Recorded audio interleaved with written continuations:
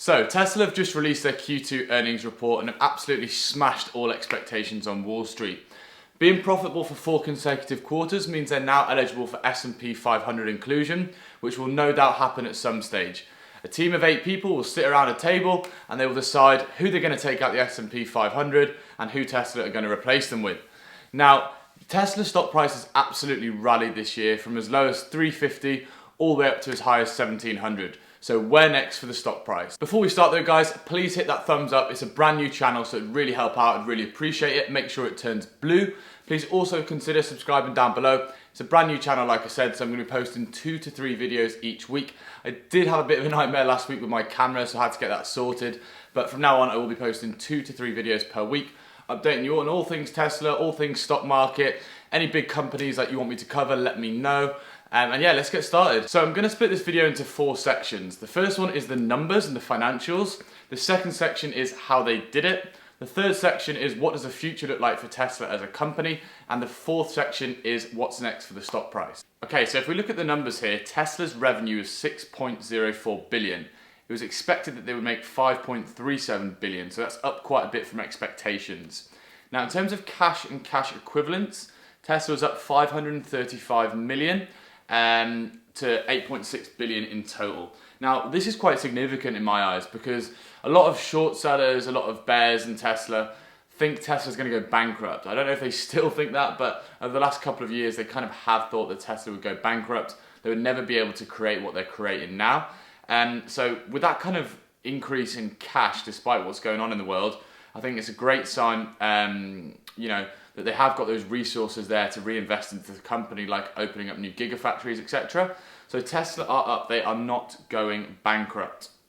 It was expected they would make 3 cents per share, they made $2.18. Now in terms of their deliveries, the deliveries were down a little bit, they were down 5% year on year. Now to me, this isn't a big deal at all. Their gigafactory in Fremont was closed for quite a period of the quarter, so it's not a big deal to me in the slightest. I think if the factory was open and it was down 5%, then we might have something to worry about, but I definitely do not think there is anything to worry about there. Now, one of the most significant numbers, I think, just looking at the financials is, if you look here at the automotive gross margin. Now, Elon Musk a couple of years ago came out and said this figure is going to be up to 30%. A lot of people laughed at him, said it wasn't possible. Now, if you look here, Q2 2019 was 18.9%. Increased it to 22.8%, Q4 2019 22.5%, Q1 2020 25.5%, and Q2 2020 automotive gross margin 25.4%. So not a straight correlation, but it pretty much is. Tesla's gross margin on car sales is increasing, which is an amazing thing. They're managing to reduce the cost of the cars themselves whilst increasing the profit. And who wins? Everyone wins. The customer wins, Tesla wins. So I think they're great signs in terms of the financials of the company. Now, if we look at this little graph here, it shows Tesla's results against other global vehicle deliveries. Now, Tesla was up, like 12% there or something? Whereas most other companies are down anywhere between 20 and 40%. So the direction Tesla's going versus the direction the other is competitors, sort of competitors. Tesla doesn't really have any competitors, but it's a pretty good sign. Tesla are moving forward, the other guys are moving backwards. So Tesla is doing well. The future is bright. The future is Tesla. I should get that printed on a t-shirt or something, I think. But yeah, that's a very, very good sign. Now, definitely, I mentioned this in another video which I posted last week, that I think Tesla is definitely moving away from being a car company, and it is more like a renewable energy company, a battery company, rather than just a car company. And you can see that from some other points which we'll mention later on in the video that Elon Musk announced on the conference call. Another thing which I think is quite important is Tesla are now eligible for S&P 500 inclusion. They have announced a profit 4 quarters in a row. So as I said, 8 people will be sat around a table. They're going to decide who comes into the S&P 500, who comes out. Now that's going to mean about 26 million shares will be purchased by index funds. So at the moment, all Tesla's investors are either retail investors like me and you, or they're employees of the company who will get stock allowance as part of their employee package. But there's a lot of investors out there who are investing just in index funds. So 1% of your money will be in such and such, 1% of your money will be in another company. The average, I've looked at quite a few different index funds, and about usually somewhere between 3 and 5% will be Microsoft, will be Amazon, it'll be Apple. Now, Tesla's market cap is floating around 300 billion. It keeps going up and down due to the volatility of the stock, but their market cap is around 300 billion. So if Tesla are in the S&P 500, they'll be let's say it's only 1% of the money someone puts into their index fund, 1% might be in Tesla. Tesla will be the largest company with a market cap, with their market cap that will be around 1%. So I don't know how they're going to do it. I honestly don't know what they will do, whether they will give Tesla 2% of the index or whatever it is, because they're such a large company by market cap, but we'll just have to wait and see. So all in all, in terms of the financials, they're very good, they're very positive. I think even making $1 of profit would have been amazing considering the circumstances that they're in, but because they've made such a decent amount of money considering, I think the future is looking very, very promising for Tesla. Part 2, how did they do it? So there's 4 points to this. The first point is their deliveries. So Tesla delivered 90,650 vehicles in the quarter. That's a lot higher than expected. So they beat expectations, they delivered more vehicles, which obviously results in more profit. Second point is that growing gross margin. The gross margin for the quarter was 25.4%, and that gross margin is increasing over time.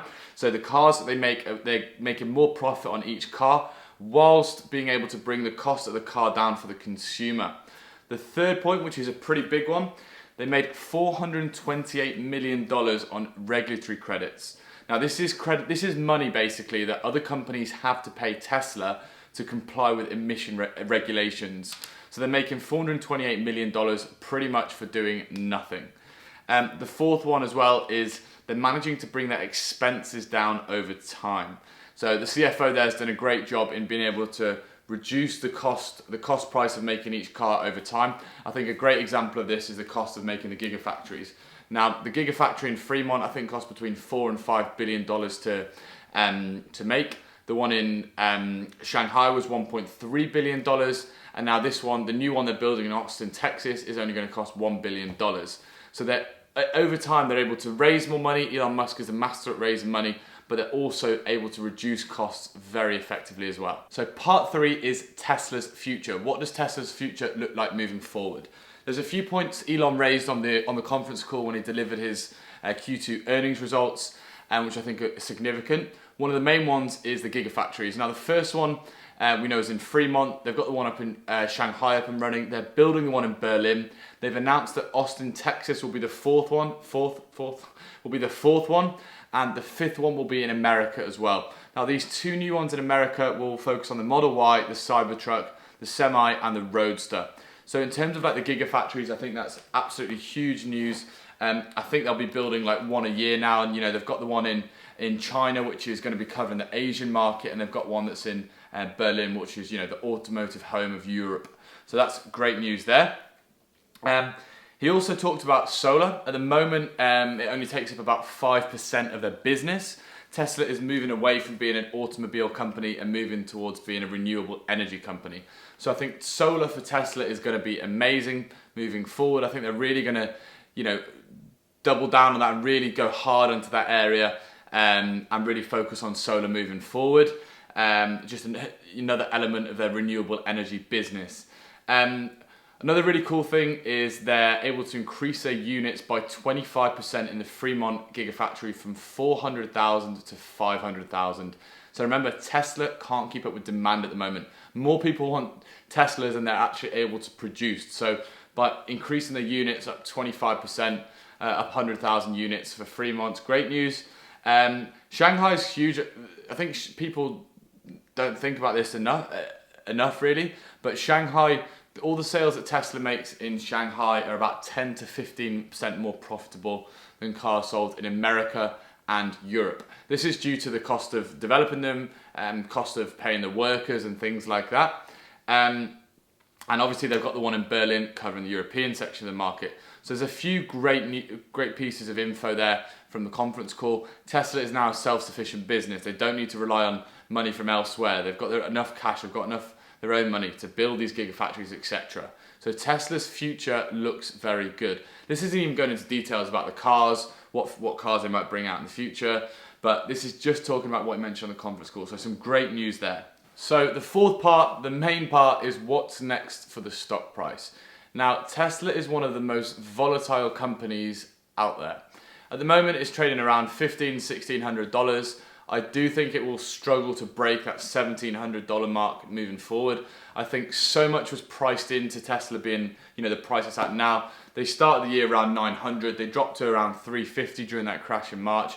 And now they're up to about 1,1600. They were up to 1,700, but that seems to be a level they can't really break, and it keeps dropping back down. And I do think they will continue to do so. Remember, so much has been priced into Tesla's stock price. They are priced to perfection. People are buying Tesla based on everything being perfect. And whilst they're doing very, very well, it's not perfect yet, So I do think moving forward, I think Tesla will probably stay around 1,000 to 2,000 for the next sort of 2 to 3 years based on the predicted deliveries. I think, Cathie Wood and Ron Barron have got these astronomical expectations of Tesla's stock price from anywhere between 15,000 all the way up to $22,000 per share. I just think that's, hyperbole. I think it's exaggerated. I don't think it will hit that. It's just ridiculous. But I do think Tesla will hover around somewhere between 1,000 and 2,000 for the next couple of years. Then it may break out once they're super profitable and delivering loads of vehicles all over the world. If their market share increases, remember their market share of the EVs is 17%. If they're able to increase that, then maybe. But if other companies start bringing in, models which are similar to Tesla, then they may be able to do that. Obviously, there are these other companies like Hyliion and Rivian and things like that. But I just don't think NIO's another one. I just don't think they're going to be up to the mark. So if you were to buy Tesla now, I think it would be good to buy it now if you have a very long term, like 5 plus years. But if you're going to be holding it for the next 2 to 3 years, I think it's much better waiting for a dip. And Tesla's stock is super volatile. It was up to $1,700 in a day. It was up 16% last week, and it dropped all the way down, and it finished like minus 3-4%. So Tesla's stock is very volatile. It is going to be a stock that will grow over time, but it will go up and down. I think Tesla can definitely hit 3,000 in the next sort of 3 to 5 years. So if you have a long-term approach, like I said, you may want to buy it. But if not, I would wait. I'd wait for a pullback. I do think Tesla will have a bit of a pullback now. I do think a lot of people will be taking profits. And once people start taking profits, it will hit those stop losses, and then it might drop down. If there's a crash, it may get less than 1,000. It may go 900, 800, 700. It would have to have a big stock market crash. But I do think Tesla will be hovering around where it is now for quite a long period of time.